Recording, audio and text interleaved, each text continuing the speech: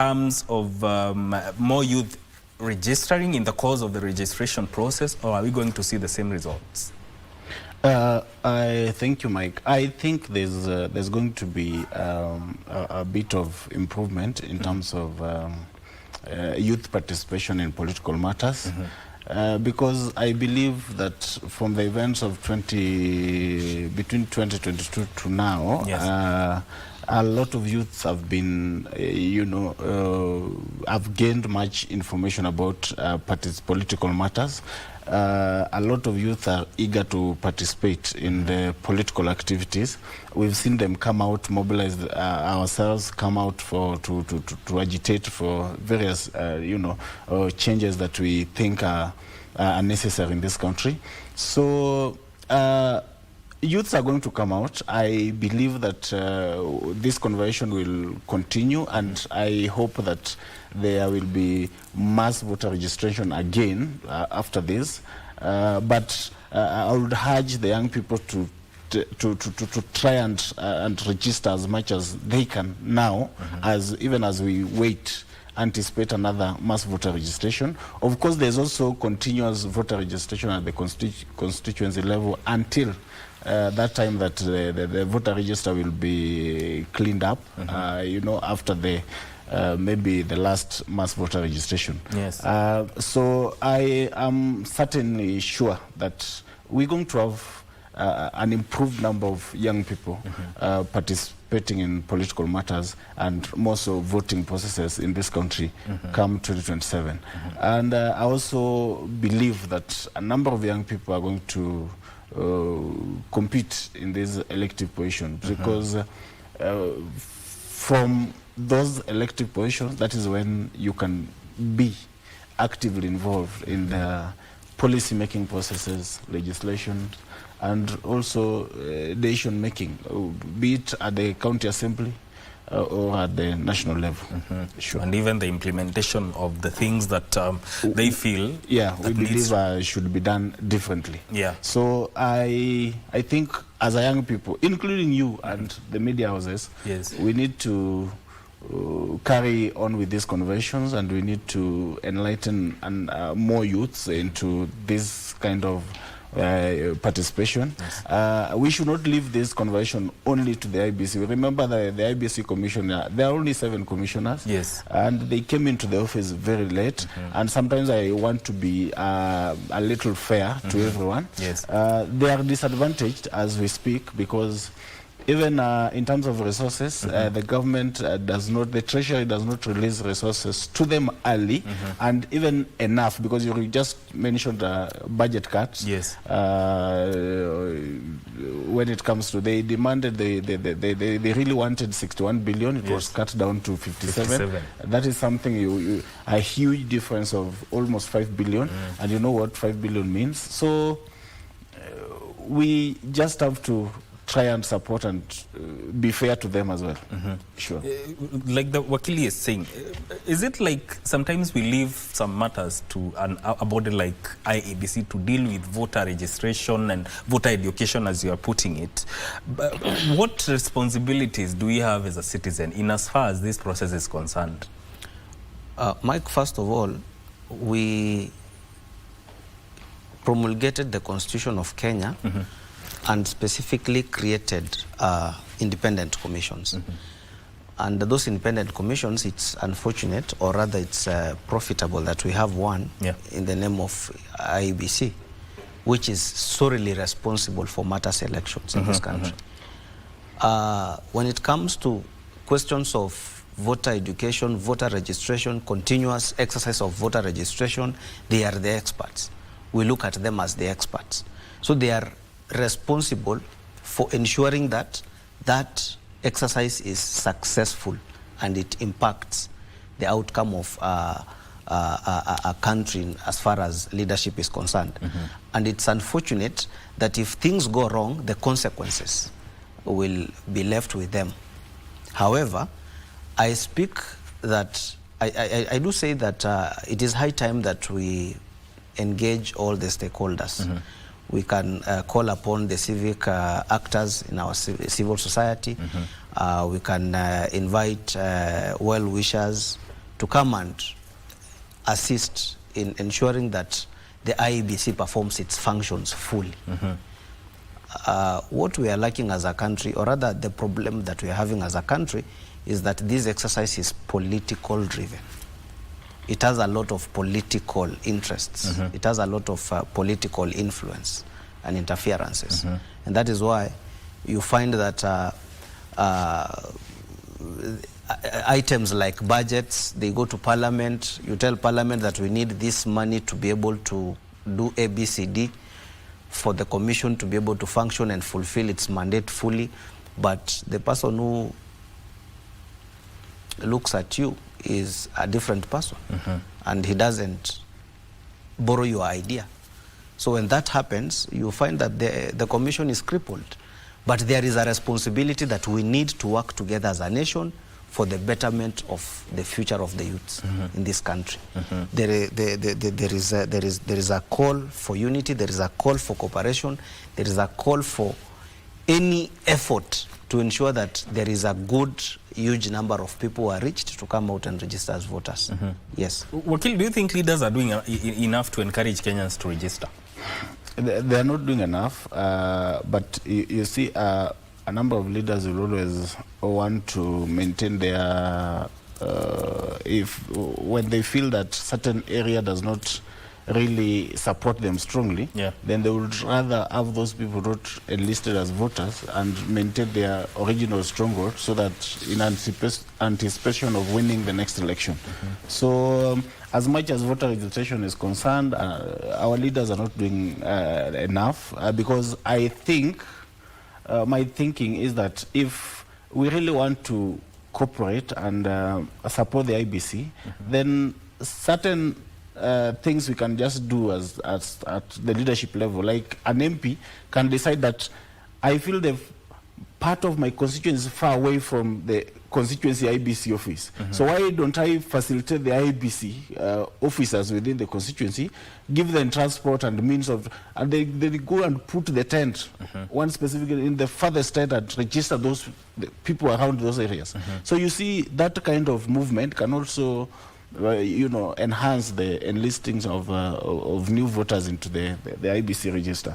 So I think our leaders are not doing enough that they really need to do, but I still urge them that, let us support the process so that we can have proper decisions made come 2027, so that we cannot experience the same things that we've experienced before, because the same leaders were faced with these challenges. They were the people who were sent out of parliament. There are people who are trying to save their lives by running into the tunnel of parliament and crossing over to the Bunge Towers.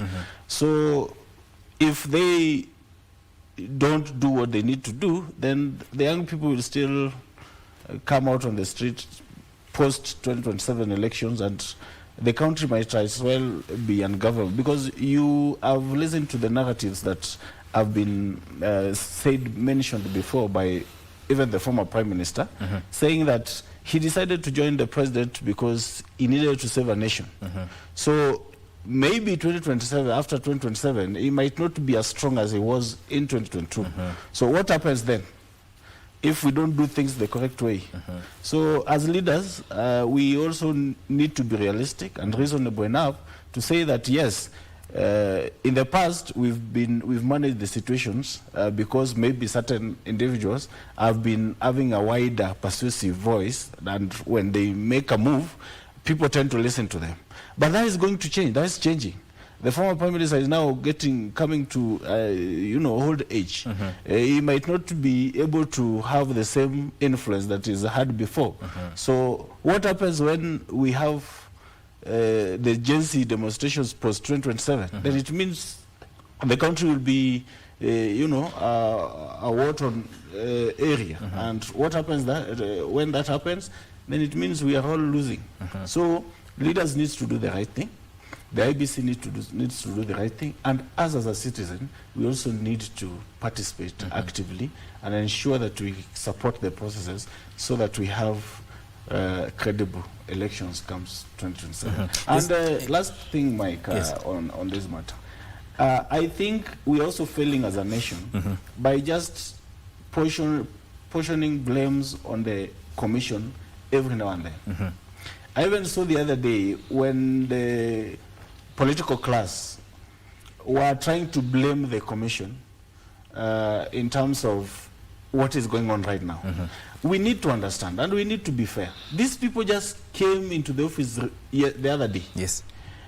Even in terms of my good friend here taking the commission to court because of boundary delimitation, it is not their fault.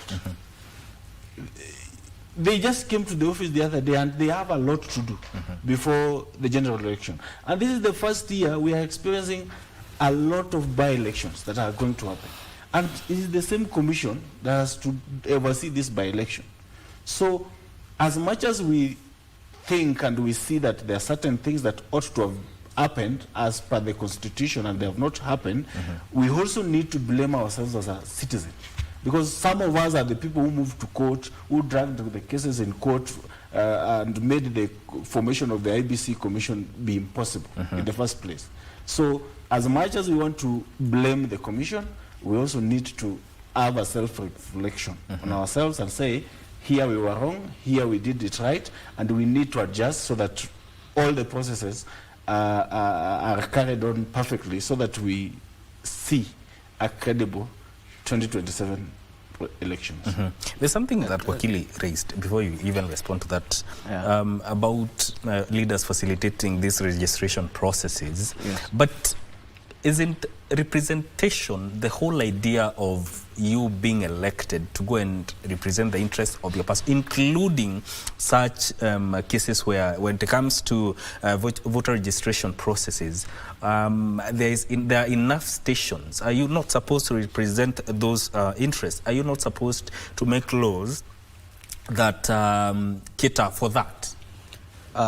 In fact, thank you for reminding me of that. I wanted to respond and say that the role of the MPs in as far as the exercise of voter registration is concerned is actually limited in Parliament.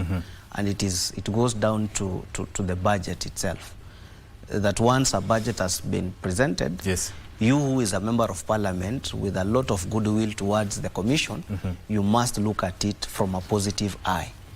And what your duty will command you to do is not to cut the budget, it is to approve. And even, if need be, require a supplementary budget to come so that the Commission can be well equipped to go and do its work.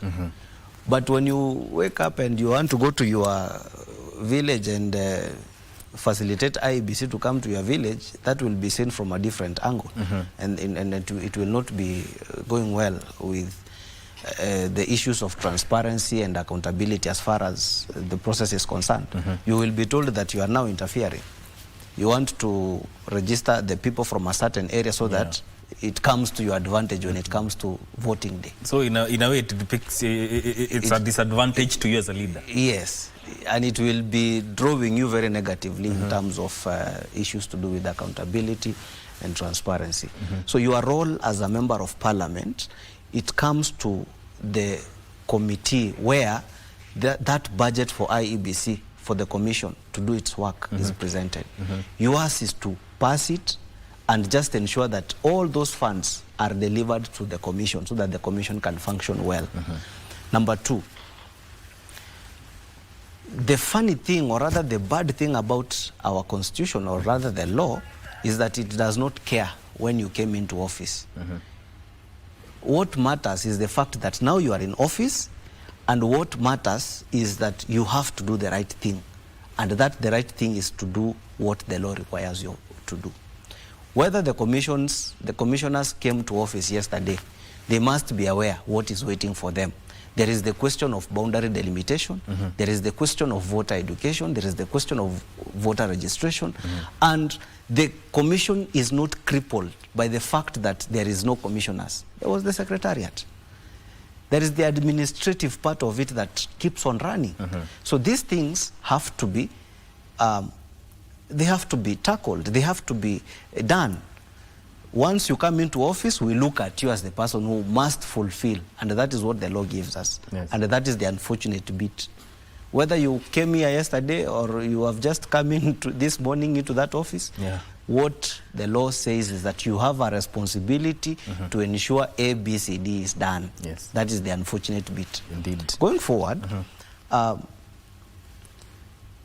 come 2027, and I must remind us of what I said first, that we have started on a wrong foot. Because I was listening to one of the commissioners of the IEBC, and in fact she's the director of electoral operations. When asked about how many have registered, why the voter turnout, it seemed that she did not have the correct answers, or rather she did not have the facts within her hands. And that will tell you how bad we have started as a country, as far as elections are concerned. We need to do something. We need to call upon ourselves as the youths and go and vote, go and register, so that come 2027, we redeem this country from falling. Okay. Yes. All right. 30 seconds, the way forward. Way forward, let us join hands, let us be responsible citizens, and let us ensure that our young people register as many as possible. Let us facilitate them, because I think the problem sometimes, you know, a lot of young people are jobless. So sometimes the distances from where they are to where registration is taking place is a little bit far. Yes. So let us, if there is anybody outside there that can meet such kind of people, let us support them to get to these centers and register as voters. Yes, Wakili.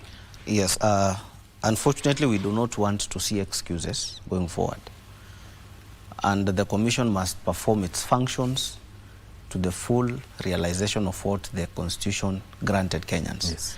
And the citizens also, more so the generation of the youth, must also take up the mandate that has been given unto them and wake up and go and register as voters. We have all this time. And the Constitution provides for continuous registration of voters. So whether this exercise is completed today, there is still room for them to go and register at the constituency level. So let us not shy off. Let us go, realize that we have been given the power under Article 1, and take it upon ourselves to register as voters. And come 2027, don't just vote. If you feel like you can convince Kenyans to select you as their leader, go out.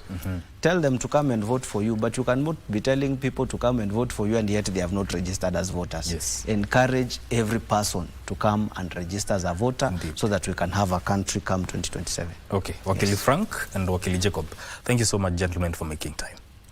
This is where we end this conversation. Do not go too far.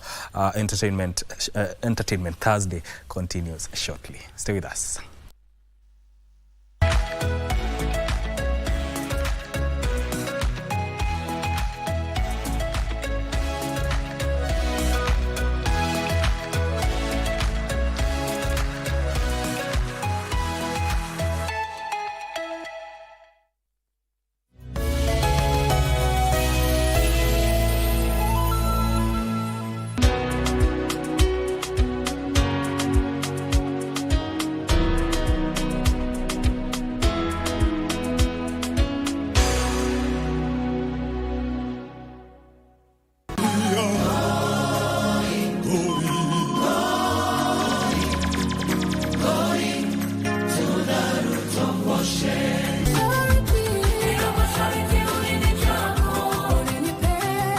We want to have this conversation about the boy child, the society.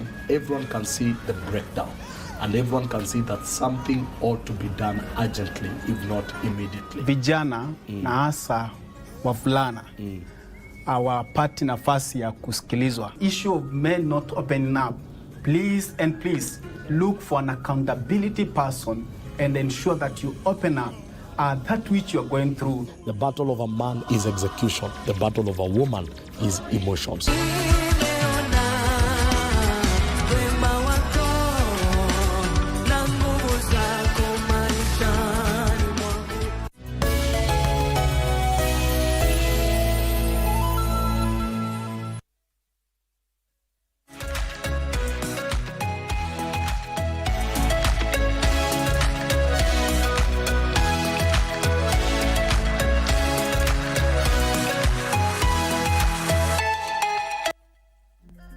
Proverbs 11 verse 13. Proverbs 11 verse 13. Gossip hurt neighbors, divide friends, damage reputation and relationship.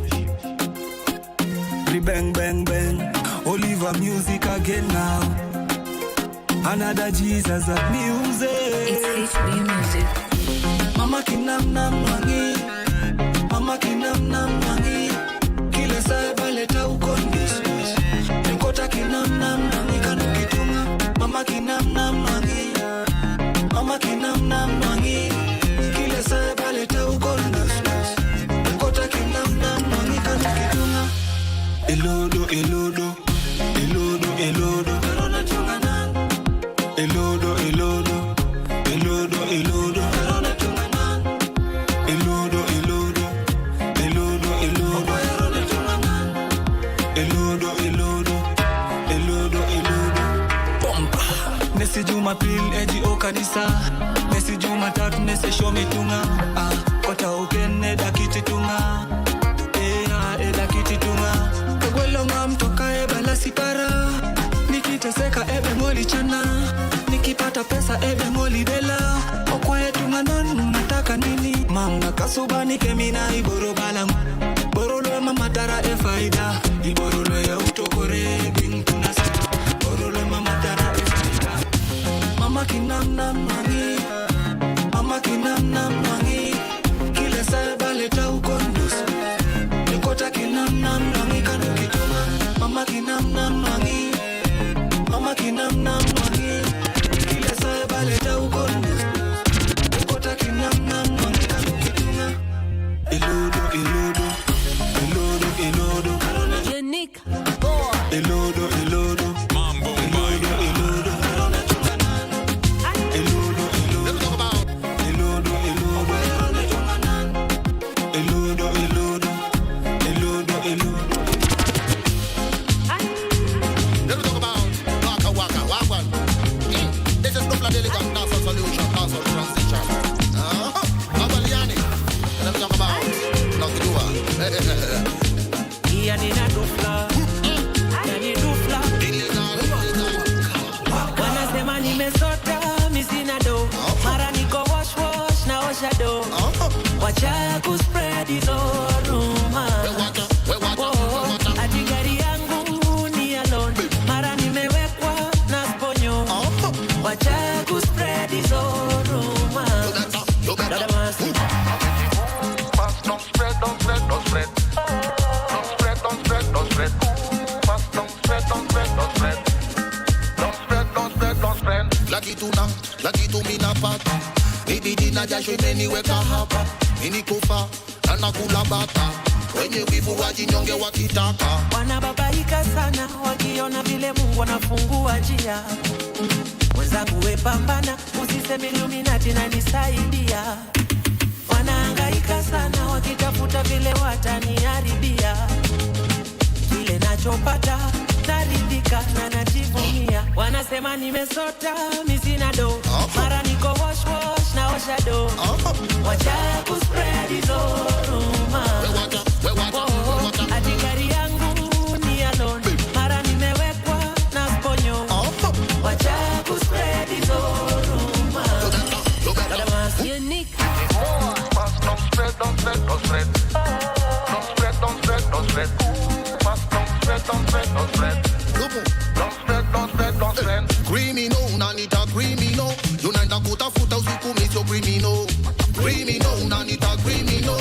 Na level zangu ziko top, you can see me low. Hey, doba zangu wanga genje ya nini mbaya. Eti doflen mepotea niko Ulaya. Kwa dancehall niko orient mini live wire. Manzi yangu ni size taziwa muraya. Wanababaika sana wakiona vile Mungu anafungua njia.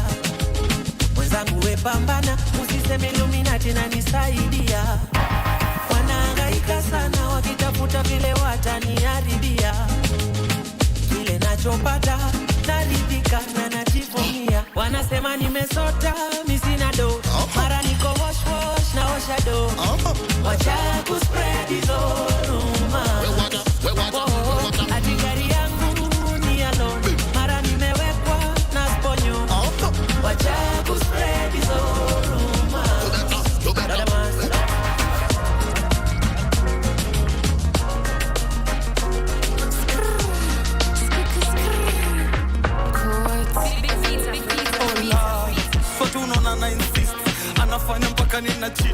nagwaya marriage kukosa bundles na betulo marriage kukosa bundles na betulo Nilikuwa najua when mtu wa shughuli, nilikuwa najua when mtu wa shughuli, nilikuwa najua when mtu wa shughuli, nilikuwa najua when mtu wa shughuli. Ola, swatu unaona na insist, anafanya mpaka nina cheat. Nagwaya marriage, kukosa bundles na betulo. Marriage, kukosa bundles na betulo. Nilikuwa najua when mtu wa shughuli, nilikuwa najua when mtu wa shughuli, nilikuwa najua when mtu wa shughuli, nilikuwa najua when mtu wa shughuli. Bad girl like me, a Kenyan body, ati sizi shiba kama food aina ugali. Luere luere, na trend TikTok amisheveve. Niseme nsiseme, na shaklanisha full force toka tene. Bombo clap nikibongo utasikia, tena tatanu kibongo utarudia. Anadaya come through wacheki inako, sets main sis siezi sema no.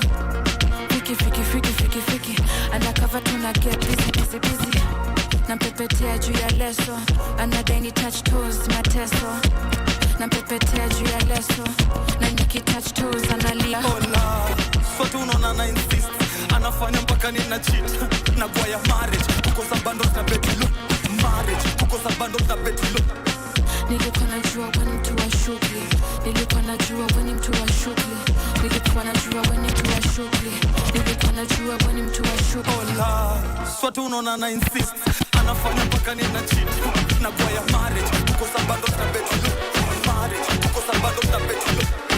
Nilikuwa najua when mtu wa shughuli, nilikuwa najua when mtu wa shughuli, nilikuwa najua when mtu wa shughuli, nilikuwa najua when mtu wa shughuli. Ni kweli kwako mimi nimedata, mwingine misioni wala stamani yeah. Mimi napenda unavyosogea karibu yangu mami na kunipa busu yeah. Ndio maana nakufuata kila unapokwenda kama kivuli yeah. Ndio maana nakufuata kila unapokwenda kama nyota wewe wanga mikwangu we malaika number 129. Okay. All right, and there we are. We are back. This is Entertainment Thursday right here on Good Morning Kenya. Thank you for staying with us. We get into this conversation that we have been looking forward to having, as we are having one of our very own from right here on KBC, you know, Broadcasting House, but he's from the other side of the Broadcasting House. That is the radio side, the English service side, and he is the one and only Hainga Okwemba. He is the producer, there he goes. He is the producer and the host of the Book Cafe. He is an award-winning journalist, by the way, print and broadcast journalist. He is a writer. He is an essayist. Do you say essayist? Essayist? So that they don't think we're saying atheist. We're not saying atheist. Essayist, yes, essay, not atheist, essayist. Yes, he writes essays. And he's also a travel log writer. He does a lot of things when it comes to matters, media, print and broadcast media. He does all of that. And he's here with us today. And yeah, I'll allow him to introduce himself to you guys, get to talk to you. What's up, Hainga? How are you doing this morning? I'm great, Vivian. Thank you so much for inviting me on Channel 1 and Mike Migwi. Thank you very, very much. It's quite some time since I sat in this studio.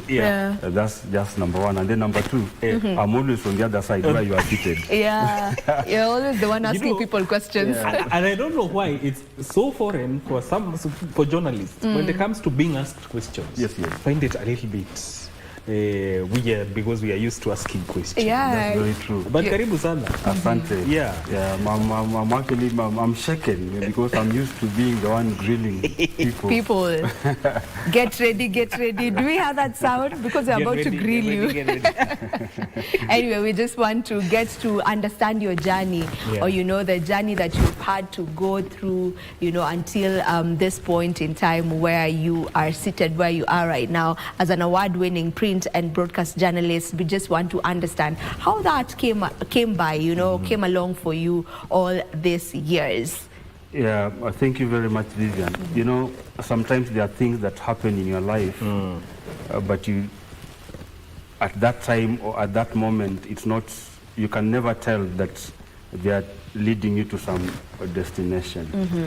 But for me as a writer, I think I loved reading when I was a kid, and I was lucky enough to come when there were those ones who had already gone before me. And so what that meant was that I was able to benefit from books that had been read before by those ones who came before me. So I read children books as a young boy. I remember both English and Kiswahili. I remember reading The Hare and the Jackal or Sungura na Kakambwea. I remember reading Hekaya za Abunuwasi, Tales of Abunuwasi or something. I remember reading The Arabian Nights, the children version of that very popular literature book. And yeah, so as a little kid, I read children's stories that I would come across. In school, somebody would actually come with a book, and all of us would actually be fighting to read that book. And then when I went to high school, more profoundly, when I was going to high school, I remember I was going to a good school. And the present or the gift that my father gave me at that time was a book by this famous South African writer, Alex Laguma, In the Fog of the Season's End. Now, this is a very complex novel because it's, you know, Alex Laguma was very much in the throes of the anti-apartheid freedom struggle. And he used his pen first as a journalist and then as a writer to actually advocate for, to fight for the to be involved in the struggle against apartheid in South Africa. You can imagine a standard 8 boy have not yet even gone to Form 1 in that intervening period between after just sitting your standard 8 and awaiting to go to Form 1. So my father gave me that book, In the Fog of the Season's End. I don't remember actually completing reading that book. But it's a book that I carried during those Christmas holidays and stuff. And then I go to high school. And my high school we had a good library. And during the first holidays, the April holiday, we were allowed to go and borrow a book that you would go and read at home. And I remember wandering into the library and looking for a book that I would read, and stumbling on Elechi Amadi's The Concubine. As a young boy in those teen years, I think the title is actually what drove me to pick that book, The Concubine. But then it turned out to be one of the most fascinating, one of the most profound books and destiny shapers in my life. Because I remember when I went with that book, so those days I would actually spend some times in the village in Kakamega, and then I would come to Nairobi. So I remember reading that book when I was in Kakamega, and the book is so well written. And I remember telling my mother one afternoon that, Mom, one day when I think I'm going to write like this writer. And my mother looked at me, you know, just encouragingly, she said, okay, if you have to do that, then you have to read and work very hard. So that was the first time, just uttering that sentence that one day I would want to write like Elechi Amadi, the author of The Concubine. Because at that time, I believed, or I thought, that writing, in essence, is just describing things the way you see them. Because Elechi Amadi was actually describing that life in the village that was so real. People that you could actually touch, that you could feel. And you feel, come on. So all this writing, you mean it's just, if I can describe this environment and the people I'm seeing, that's what writing is all about. Then I can become a writer. It's like painting a picture to the audience through words. Yes. Exactly. Elechi Amadi is very effective in doing that in that book, The Concubine. So I think those were the very first impressions of me actually walking towards a writing career. But of course, in high school, anybody who has gone through the Kenyan education system, you know that in high school, Form 1, Form 2, you are introduced to literature text. And so I was a beneficiary also of great teachers of English and literature. Yeah. All right, so your love for books began quite early, as you've mentioned. You know, it began while you were still very young in primary school.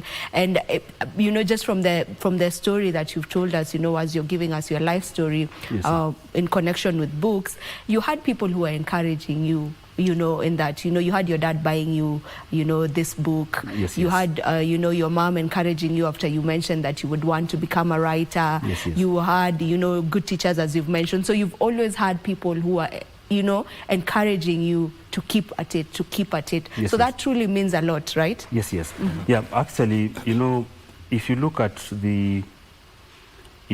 even if you are looking at trying to understand the history of Kenyan or African literature, although we say that writing is a very personal thing, that you do it on your own, but it also helps when you find yourself in a community or around people who can incite you, who can actually push you, so that it comes out. And I learned this one time. We went to a school with my colleagues, writers at a writers organization called PEN, the PEN Kenya chapter of PEN International. You know, PEN International is the oldest writers association that was founded in 1921 in London. And so it has centers or chapters across the world. So I was very much involved in that caucus of writers here in Kenya. And once in a while, we would actually organize creative writing workshops and go to schools for these mentorship programs. Now, responding to your question. And sometimes I would actually find myself actually being asked to put together the program. And one time we went to a school, and I remember inviting Professor C.J. Odhiambo. I was with Professor Chris Wanjala, Smita Smith, and Tony Mochama, Jacob Okech, and wonderful, wonderful Kenyan writers, Alex Nderitu. And then we put a program together, and we had topics that, Hainga, you are going to discuss this with the students. Vivian, this is your topic. Mike, this is your topic. So I remember us giving Professor C.J. Odhiambo of Moi University to just underscore that point. What is the importance of creative writing, having a creative writing session with secondary school students? And he made a statement that actually solved, for me, one of the biggest debates in the literary space, that whether writers are born or they are created. Okay? And he simply said that writers are born. If I was to actually interpret exactly what he said, that writers are born. So you show that interest as a little kid, it is inherent. It is in you. But then if you do not find yourself in an environment where people can notice and continue to encourage and push you to come out, continue to provoke, to incite you, then it dies. Indeed. Okay? But if you have good friends, you have good teachers, you have parents who are buying you books, and then so they continue inciting you, provoking you and pushing you, then it comes out. So writers, because you cannot go into a village somewhere and say that, oh, this Madare does not have many writers, and elects a group of characters there and say that you want to make them writers. It must come from within. But then you go there as Vivian, as Mike, as Hainga, now to continue encourage and to continue inciting this young boy or girl who is interested in writing. And then it flourishes, it blossoms. Yes. You know, you are very versatile as a writer, because you're into poetry, you also write columns. I'm looking at one literary postcard here, one you wrote about nurturing writing talent in Kenya. What inspires you in terms of, especially when you are writing poetry? How do you compose a poem? What inspires you? What is that journey like? Yeah, you know, poetry is something, it's very arresting. It is something that, of course, any piece of writing comes from observation, from memory, from interaction. You've traveled, experiences out there. Yeah. But then you'd come across something that is very striking, and as a writer, and you are arrested, you feel like you have to speak, you have to say something. Yeah. So if you don't, you keep on postponing it, it continue actually bothering you until that moment that you sit down, you pick a pen and write. Because writing actually is that moment when you pick a pen and start, you know, putting things on that blank space. Yeah. Okay? Yeah, the moment you sit down and say that I want to fill this blank space with something, that is the essence of writing. For me, the experiences that I've had, it could be that I've had a conversation with somebody and there was something within that conversation that was very striking, that reminds me of something. And then I sit down and want to compose a poem on that. It could be something coming out of politics. Okay? Yeah. Someone has done something that is great that you want to celebrate, or something that is very upsetting, and you want to respond to that. Because writing, again, what is writing after all? Many people would say, like I say, that writing is just describing stuff. But when you are writing from a position of consciousness, you say that writing is a response. You are responding to something. But it was put so well by this famous Egyptian professor of political science, Professor Fichere.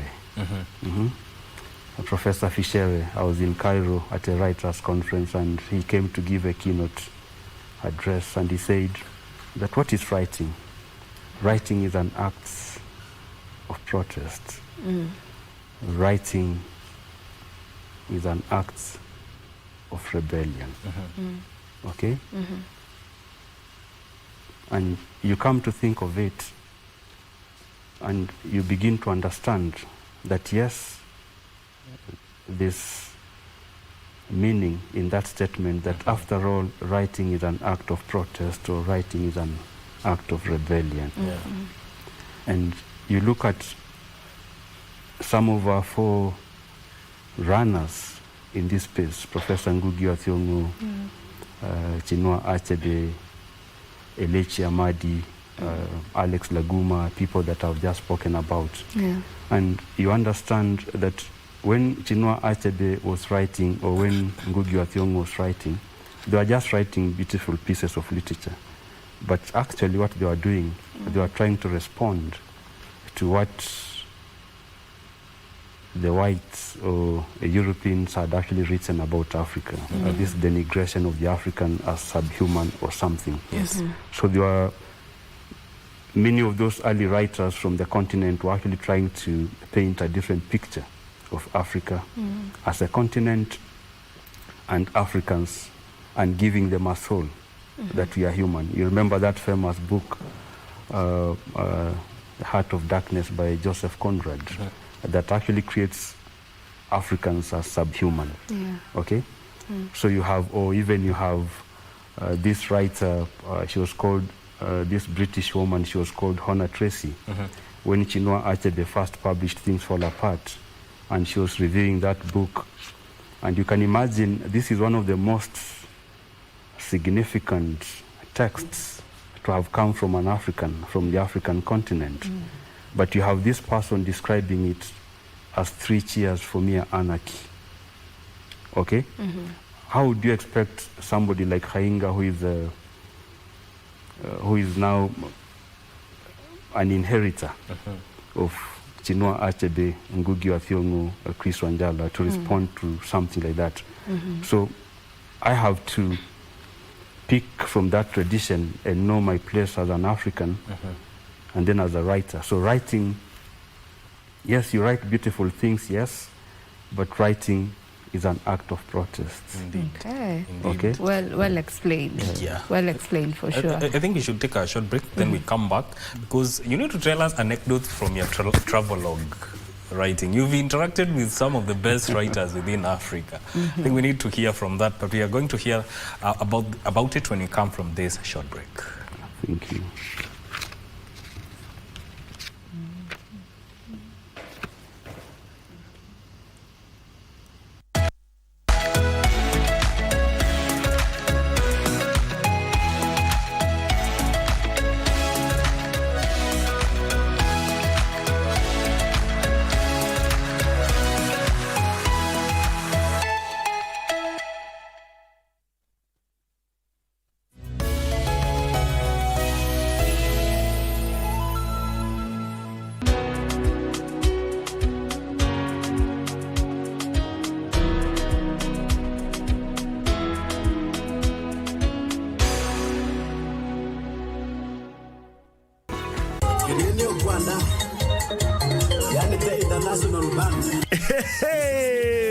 Kiitikio cha kutambua sauti yako, na huku tukisherehekea miaka 14 ya utangazaji bora wa stesheni ya KBC ya Kalenjin Kitwek FM. Tunakualika katika mbwembwe za aina yake kuanzia tarehe 10 hadi tarehe 12 mwezi huu. Kouni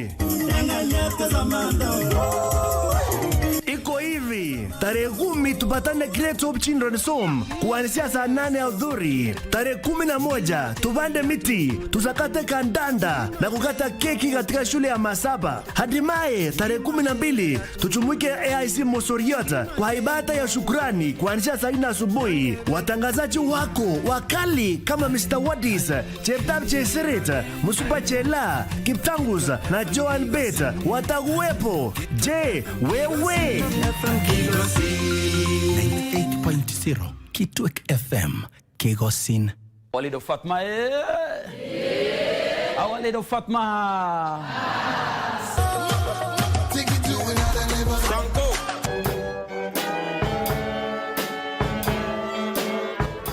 We, komesha uchafuzi, tuijenge paradisi. Utupe leo majibu, tufanyapo mazoezi. Kwa mkono mjadala unaosema, yani yenye mada elimu ya kiufundi ni bora kuliko elimu ya kitaaluma. Ningependa kumbuke kuwa sisi ndio wafunzi walio kutoka elimu ya kitaaluma. Sisi ndio hapa maarifa dhidi za kufanya kazi hizi. Alifungwa kwa kumtusi rais kwa kuonyesha sababu ya kufungwa, sio? Bei mia.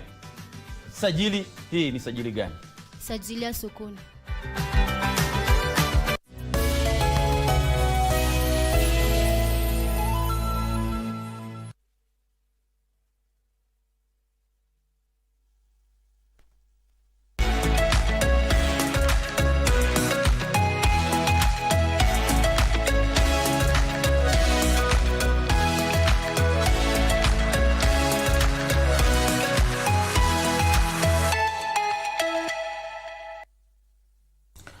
Welcome back to Good Morning Kenya. This is Entertainment Thursday. We are having a conversation with Hainga Ukwemba, who is a writer, also a radio producer and a radio presenter. You know, you've interacted with many writers within Africa. Yes. Most notable ones. What are the stories from these writers? Because you are a well-traveled writer. Take us through that. Yeah, there are many. There are many. Actually, some of those fed themselves into the program, the Books Cafe program that I produce and present.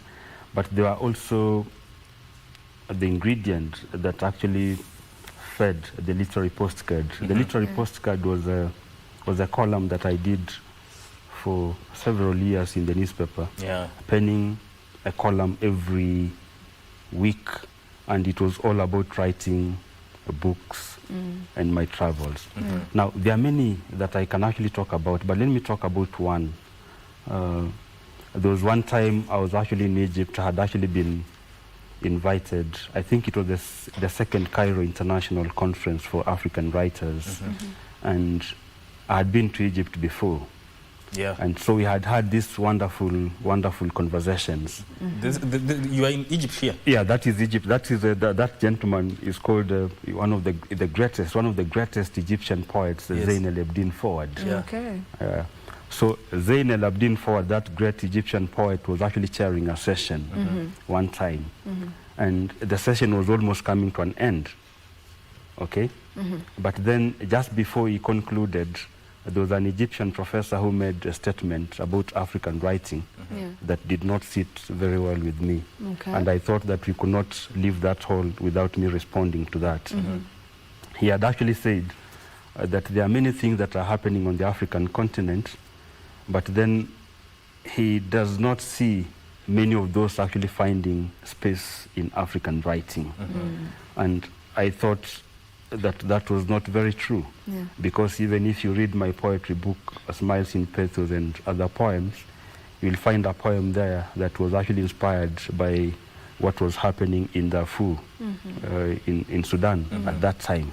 So it was not very true for him to claim that Africans, we are shying away from writing about things that are happening on the continent. So I said that I was going to respond to that. So I raised my hand, and Zain had almost ended the conversation, but he saw me, and because I had interviewed him, not in Cairo, in his home outside of Cairo, so he had become friends. Yes. So he said that, Hainga, what is it? Is it a burning question? I said that yes, the great poet, and he allowed me. And so I responded to that and say that that is not very true. Africans are writing, and they are writing about their experiences on the continent. But then I made references to two books. One by a Nigerian writer called Abidemi Sanusi, who I had interviewed and had read her book called Ayo. Okay, it's about this young girl who is actually taken from the continent, and then she's taken to Britain, and then her life is messed up. And then I had also read another Nigerian writer called Chika Onigwe, who wrote this book called On Black Sisters Street. It's a book about the trafficking of young African girls, beautiful girls from the continent to Europe, where they get there and then they are turned into sex slaves or forced prostitution. And when I made, so why was I actually mentioning Chika Onigwe's On Black Sister Street? Because Chika Onigwe, in that book, she makes a case that one of the ways that some of these girls actually are trafficked from the continent is that they'll come to you and say that, oh, you live in this part of Africa, there's no hope, and you're educated, we can get you to Europe and get you a good job. But you see, for us to get you there, let's say you come from South Sudan, where we've had this civil war and stuff. So they give you a story. They say that we are going to help you to get to Europe, but this is the story when you get to the immigration people. This is what you should This is tell what you, them. you should tell them. So there was one that, so like for example, making reference, you say that, oh, I come from South Sudan. I saw when militias came in my village, murdered everybody, raped everybody. I just survived by luck, and I was able to be educated. But as you can see, there's no life here. So if you help me, I'll be very grateful. So you give that story, and then the guys who are supposed to process your residency permit, they know, oh, this is one of them. Yeah? They don't. Okay, so you leave that place, you are so crushed, and then they come to you and say, come on, what is the problem? You're already in Europe. Okay? Yeah, relax. We are going to take care of you. After some time, they give you those skimpy dresses and tell you, And then they get come you on, into prostitution. you have to pay back. So when I said that, there was this Nigerian writer, diplomat, ambassador former Akabogu Chinuba. She was there, and she was looking at me, and she became very teary. And so after that, she came to me, and after my response, to show that, no, we are writing about the continent. So she came to me, and she said, Hainga, do you mind giving me your room number? Was my room number? So I jotted, so I gave her, and then she jotted it down, and then she just left. So we went for lunch, and that afternoon I had actually planned an interview for the Books Cafe. You know, I produce programs even when I travel. So I'd planned an interview with a South African professor, Professor Sabelo and Lovu Gatsheni. So I was in the middle of interviewing the South African professor when the telephone rang, and I gave Professor Ndlovu the recorder, and I told him, Prof, just continue responding to this. Let me go and pick that phone. So when I went, the receptionist said that, is that Hainga? I said, yes. And she said that we have a parcel from the ambassador for you. So I went, after the interview, I went and collected the parcel. And in that parcel, there were 2 books. One was a novel called Merchants of Flesh. And then the other book was a poetry book called African Romance. That why do African men still go out there looking for women when they already have a beautiful woman somewhere? They say that, so the ambassador makes a point there. She said that, okay, they always say that, oh, we are out there looking for the lost rib. We are running out of time. Yes. And I don't want us to finish without speaking about that nice looking award that is sitting pretty on that shelf right next to you. So if you can hold it and talk to us about it, what was the accolade for? This is an award that I was awarded by the Kenya Publishers Association. It was very humbling, and it was just for them actually trying to say that, Hainga, let us say thank you for what you've done for us as a nation and as a continent. Because throughout my travels and writing, I've really tried to document stories of writers and scholars than many people of my generation or in our history. So much so that today, if you go into the archives, our archives here at KBC, we have one of the richest and rarest archives of writers and scholars and intellectuals. So that was one. The other one was actually just, again, my writing, that I've done that both as the producer and the presenter of the Books Cafe, but also as a writer, that just trying to document stories for, from the continent. And so the award was actually to recognize my contribution in the promotion and preservation of literature and culture. Very well deserved, because you do that so well. You preserve literature so nicely, and we want to appreciate you for that. I mean, that award already appreciates you, but allow us to also just appreciate you for that as well. We need to be finishing, but I would love for you to also touch on, Professor Ngugi wa Thiong'o the late, may his soul rest in peace, being inducted into the Hall of Fame. What does that mean? On the day that I was being feted by the Kenya Publishers Association, and the Kenya Publishers Association are actually the administrators of Kenya's 2 big literature prizes, the Jomo Kenyatta Prize for Literature. Let me interrupt you, Kidogo. I'm told that we have a link from KICC where the president are meeting, and President Ruto is en route, and O'Brien Kimani is on standby to bring us up to speed as to what is currently happening at KICC. Over to you, O'Brien.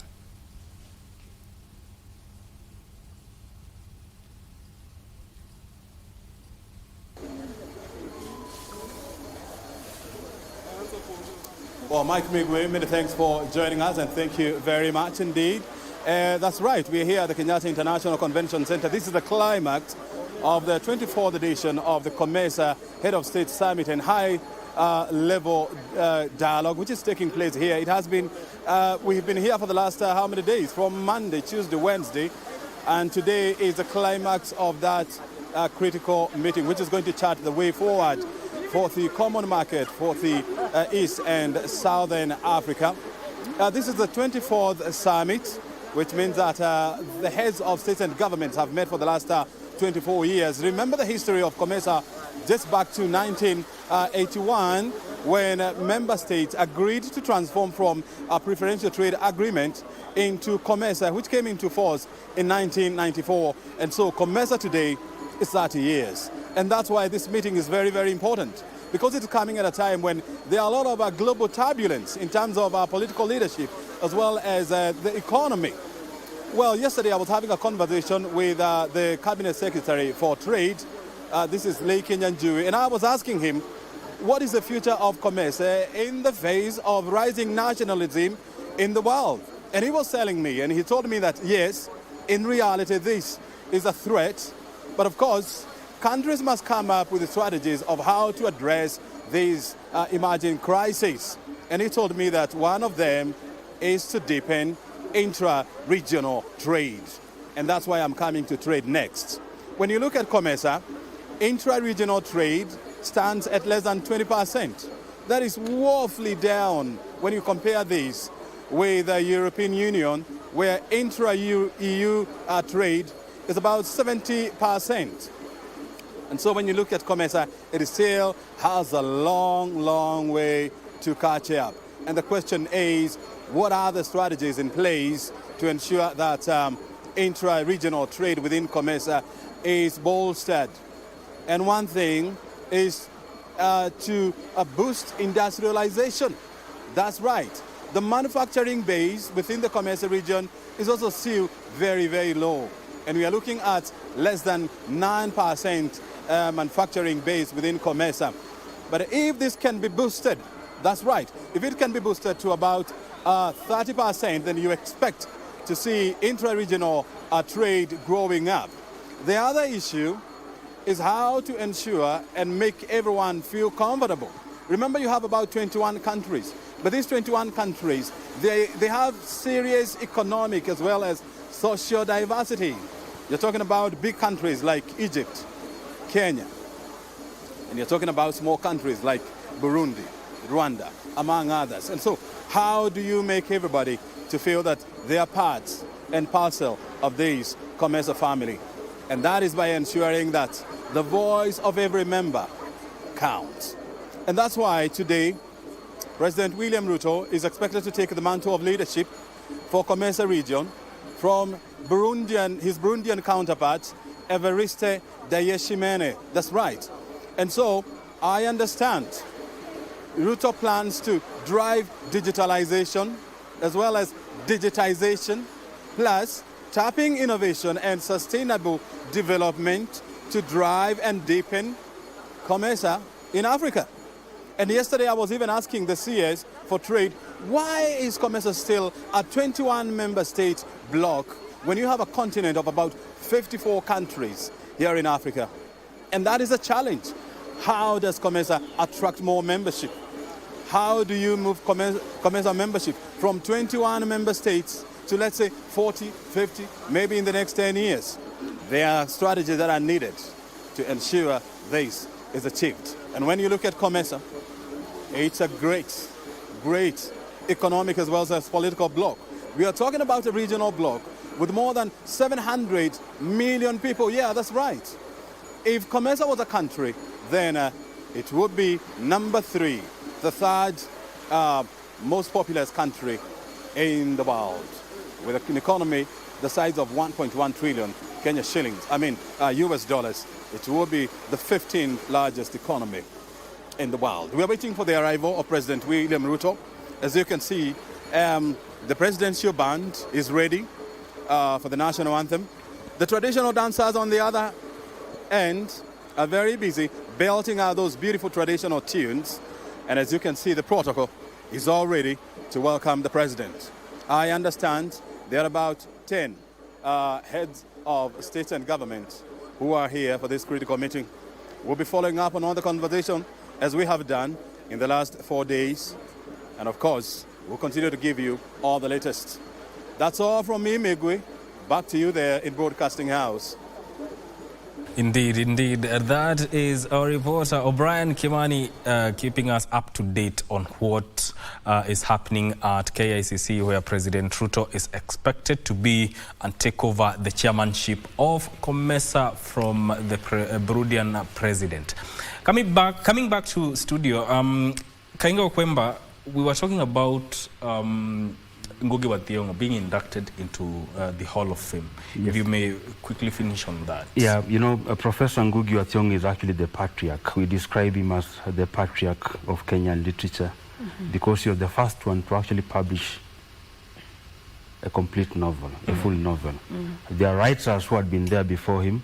Hadambia Salache, the Kenyan writer who is buried in London. Jonathan Carriera, a great poet, those two. But Professor Ngugi wa Thiong'o becomes the patriarch of our literature because one, he actually published that first novel. He was the first one to publish a complete novel, but he then remained a writer throughout his career. So for him to be inducted posthumously in that Hall of Fame by the Kenya Publishers Association, I think it's a very big statement. And what I would love to have a conversation with the Kenya Publishers Association that yes, it was wonderful for us to begin with the patriarch of Kenyan literature, Professor Ngugi wa Thiong'o. But then what that does, it actually opens doors for other great Kenyan writers, posthumous, Grace Ogot, the matriarch, okay? Professor Chris Wanjala, even those that I've just mentioned. So I think it was a great thing out of the visionary of the leadership at the Kenya Publishers Association. All right. Great. Okay. There's this thing I want us. It's a notion, or should I call it an assumption, that I would love you to speak on. I don't know if you would demystify it or agree to it.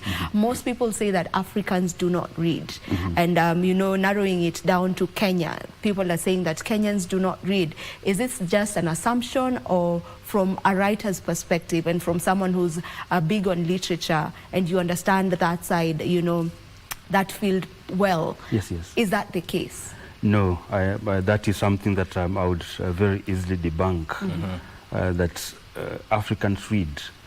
What is at question is what do they read? But they read.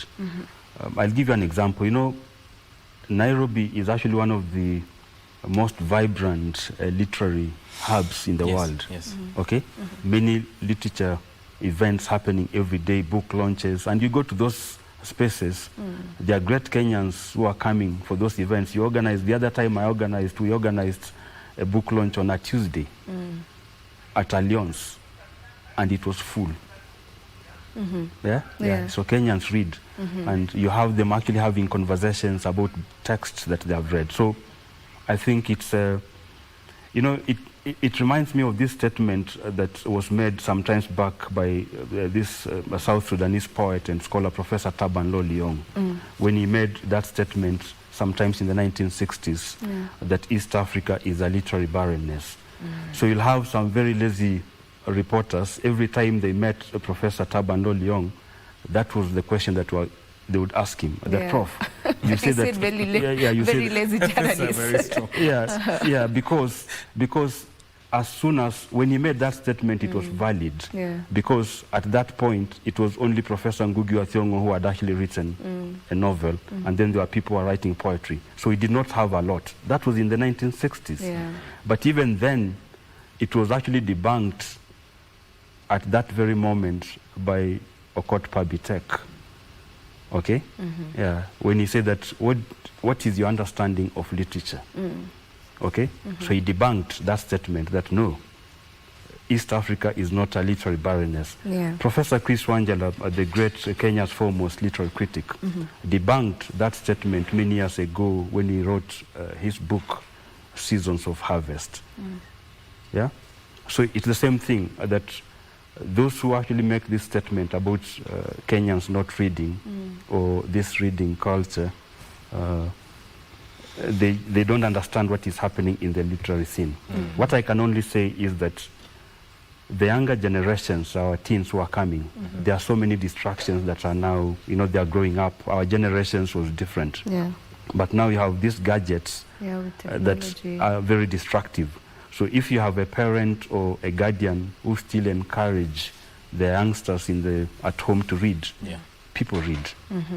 We can't, it's not a statement that I can actually agree. And now there are more options. There's the audiobooks if you don't want to actually read the hard copy. Yes. So I know there's that feel of the book that is quite something, but there's the audiobooks that people can get to read via, through listening, yes, but you're still reading the book. Yes. There's the ebooks that are now available. So the options are there for, wider options on matters reading. So thank you for demystifying that and for debunking it, that we are actually reading. Mike? Yeah, maybe as we close, is there a poem you would read to the audience? Or yeah, let's finish with a poem. Do you have one? Yeah, but there's a poem that I'm going to read. In the least time possible, because tunataka kwenda upande ule mwingine. 30 seconds. And it actually responds to your question about how my writing comes. Yes. So this is the poem. It's called A Social Masquerade.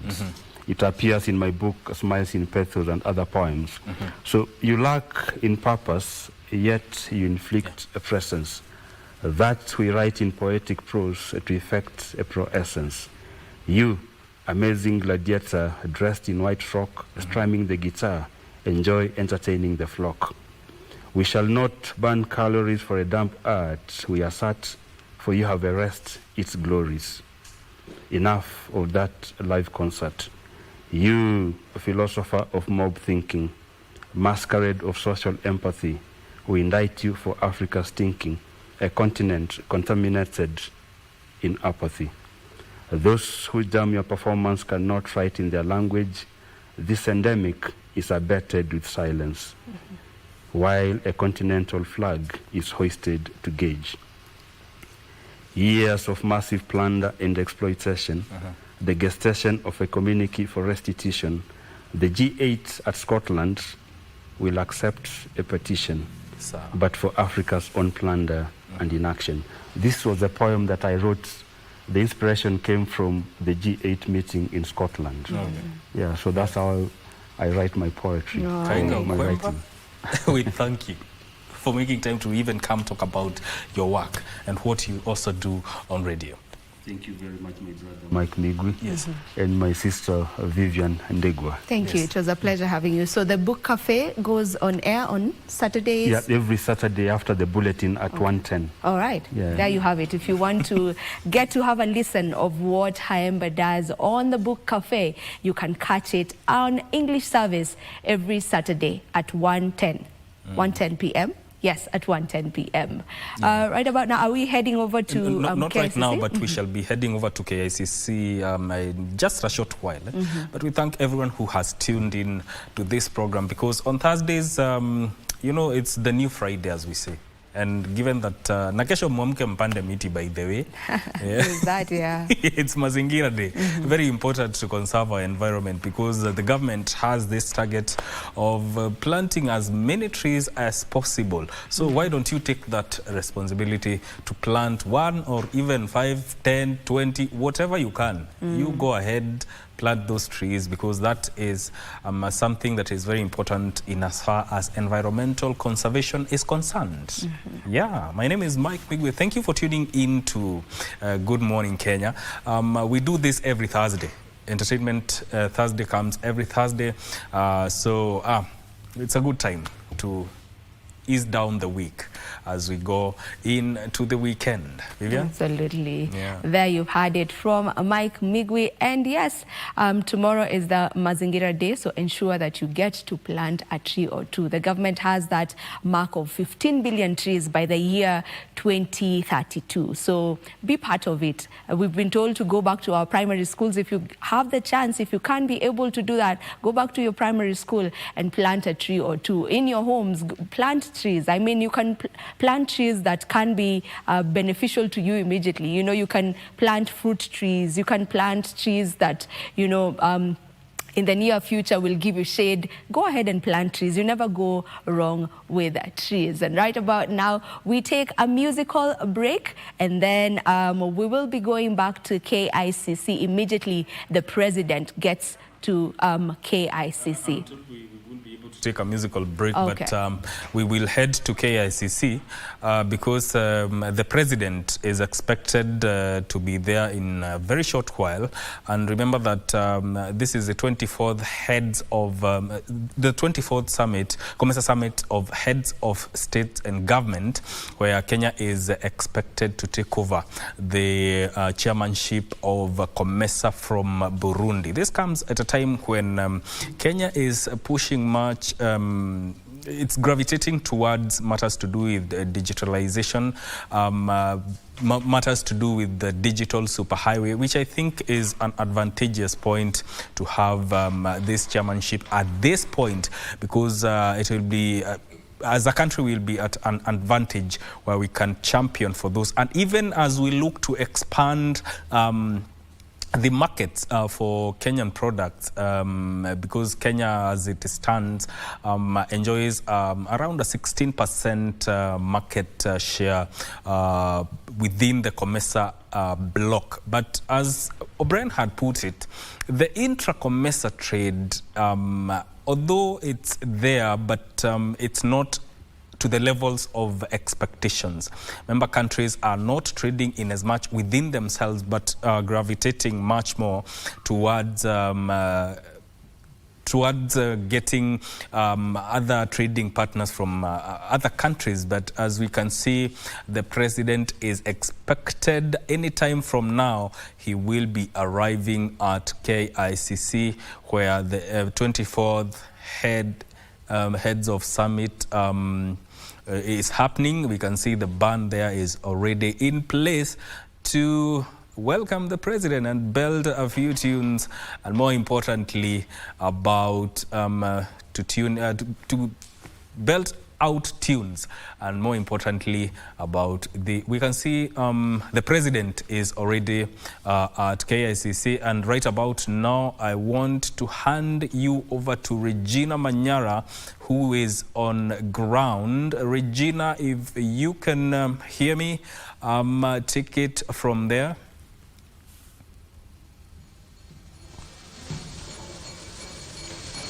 Good morning. Those are the live pictures that you are getting from the Kenyatta International Convention Center.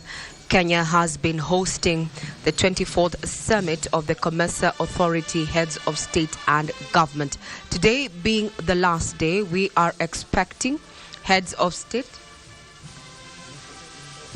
Let's have a listen in. We're having the national anthem playing.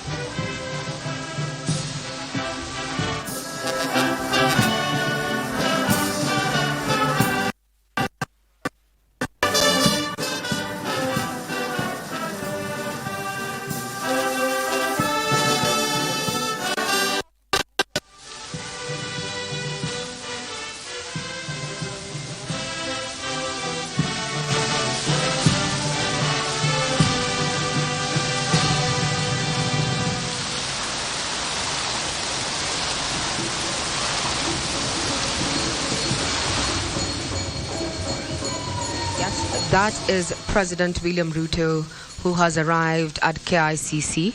He's accompanied by CS in charge of trade, that is Lee Kenyanjui, as well as other government officials. Remember, this is the 24th summit of the COMESA Authority Heads of State and Government, and Kenya has picked up the rotation, also expecting to access KICC, the venue, is none other than His Excellency Evariste Ndayishimiye, the President of the Republic of Burundi.